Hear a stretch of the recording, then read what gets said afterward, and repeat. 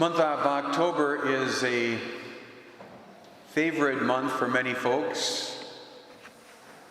Here in our own state and in many places, it's a time when the evenings cool off, the leaves start to change color and fall to the ground. So as far as nature is concerned, it's a wonderful time of year and a favorite for many. But religiously, it's an important month as well. During this month, we honor the Blessed Mother in particular. And on this Sunday, we are celebrating the transferred feast of Our Lady of the Holy Rosary. Another notable theme for the month of October is respect of human life. And in this country, the United States, designating October as Respect Life Month goes back decades. As a counter and as a public witness against the horrific decision of the Supreme Court of the United States to legalize abortion. I'm glad, and I don't know if it's coincidence, that it is the month that precedes major elections in our states and nation that we mark respect of human life. And while that extends to a number of individuals and circumstances and groups, first and foremost, the respect of human life is to be applied to unborn children. Respect Life arose, as I said, as a countersign to the public protection of the murder of unborn children in the crime of abortion. But I'm glad it's in this month, in the weeks leading up to major elections.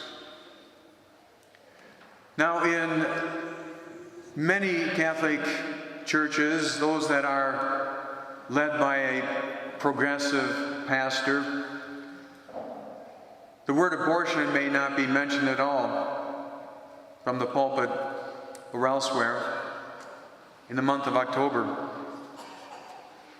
And in some progressive parishes or in some confused churches, there will be pastors who will suggest wrongly that abortion is one issue or aspect among many, one among equals, and it is not.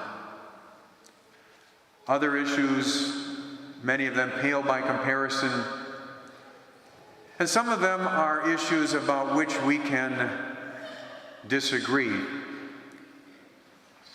Some, for instance, would try to equate issues related to immigration to the right to life of unborn children. Quite frankly, Catholics can disagree, and so can politicians, about what laws and national policies should be regarding the control of one's own borders. And so too with issues related, for instance, to capital punishment. The traditional teaching of the Church has always recognized that a just authority may, under certain circumstances, take the life of convicted criminals. And Catholics and politicians can disagree about the application of that principle. But there can be no legitimate disagreement on the matter of abortion, not only among Catholics, but among any human being who has the use of reason. Abortion is intrinsically evil. It is the murder, the wrongful taking of the life of the innocent. In some churches, if I were to say this, some would walk out at those words. I know that that will not happen in this church and in this traditional form of the Mass, unless you happen to be here by mistake or have wandered in off the street thinking that this is a progressive parish. It is not. And I have no doubt, and so I do not need to lecture anyone in this church about the moral evil of abortion. And neither do I doubt that not a single one of you will cast a vote in this upcoming election for any candidate who promotes abortion. I am confident that no one in this church, this house of God, would do such an unthinkable thing. Statistically, without doubt, many so-called Catholics will cast votes for abortionists, that is, candidates who advocate abortion. Probably most of them are Catholic in name only, mostly non-practicing, or attending progressive liturgies in leftist churches. No, that's not my concern. I do not feel that I need to urge you away from candidates who would advocate something intrinsically evil, murder. I think harder for us as traditional Catholics is what the alternative can be or should be. And it is not my intention from the pulpit to name a particular candidate for whom you should vote. But I will say this: do not vote for anyone who holds a position which in any way would advocate or advance the cause of abortion. Whether it's called pro-choice or reproductive rights by any candidate, it is abortion. It is murder. With regards to alternatives, Catholics may legitimately not agree on what candidates, if any, to vote for. I will tell you, away from this pulpit, in other circumstances, at coffee and donuts afterwards if you wish, in any other situation, I will tell you for whom I will be voting in this next election. I'm under no obligation to do that, but I have no hesitancy to do it as well. But I will say this, that among the two most prominent candidates,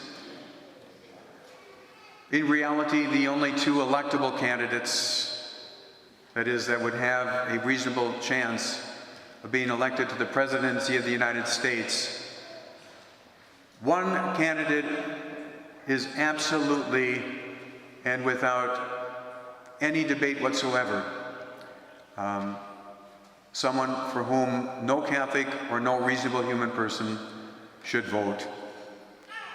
It is a candidate who would seek to even advance beyond the present circumstances the murder of unborn children. It is a candidate who refers to it as a reproductive right of women.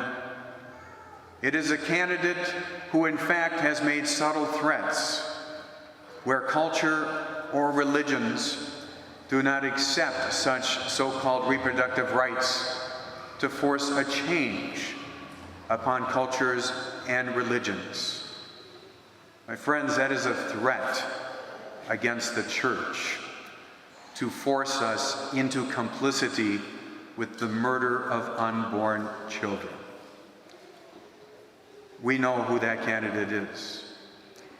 On the other hand, there is a candidate who certainly is far from perfect, but as best I can determine, based upon the theological teachings of the Church and principles of morality, is a permissible candidate for Catholics to vote for.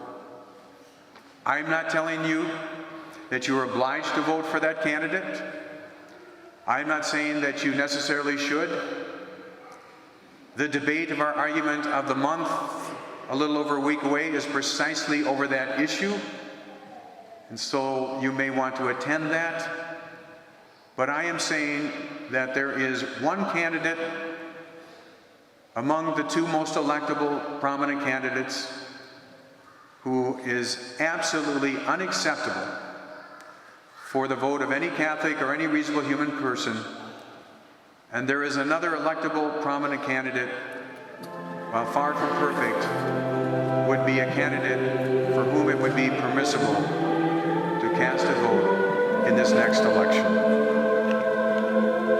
In the name of the Father, and of the Son, and of the Holy Ghost.